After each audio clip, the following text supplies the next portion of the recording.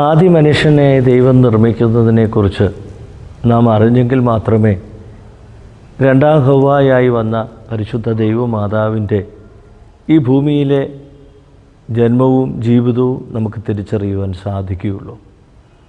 ആദ്യ മനുഷ്യൻ വീണില്ലായിരുന്നെങ്കിൽ രണ്ടാം ഹവ്വായുടെ ആവശ്യമുണ്ടാവുകയില്ലായിരുന്നു. ആദ്യ മനുഷ്യനെ നിർമ്മിച്ചതിനെക്കുറിച്ച് നാം പഠിച്ചിരിക്കുന്നത് ഏദോംസിലെ മണ്ണെടുത്തുകൊണ്ട് വരുവാൻ മാലാഖമാരോട് കൽപ്പിച്ചു.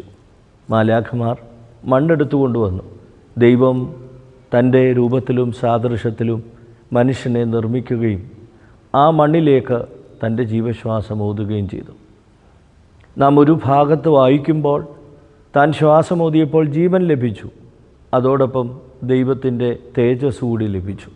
ഇമേജ് ആൻഡ് ലൈക്ക്നെസ് എന്ന് നമ്മൾ പറയുമ്പോൾ കേവലം രൂപം മാത്രമല്ല, ജീവനോടൊപ്പം അവന് പ്രകാശത്തിൻ്റെ ഒരു വസ്ത്രം കൂടി ലഭിക്കുക. ഈ വസ്ത്രം ലഭിച്ചവനെ വീണ്ടും മാലാഖമാർ വന്ന് കാണുമ്പോൾ ആദരവോടുകൂടി വന്ദിക്കുന്നതായി നാം മനസ്സിലാക്കുന്നു. ദൈവത്തിൻ്റെ തേജസ് തന്നെ താൻ നിർമ്മിച്ച ആ മണ്ണിൽ നിന്നുള്ള ആദ്യ രൂപത്തിലും മാലാഖമാർ കണ്ടപ്പോൾ അതിനെ തേജസ്സോടുകൂടി വന്ദിക്കുന്നതായി നാം മനസ്സിലാക്കണം.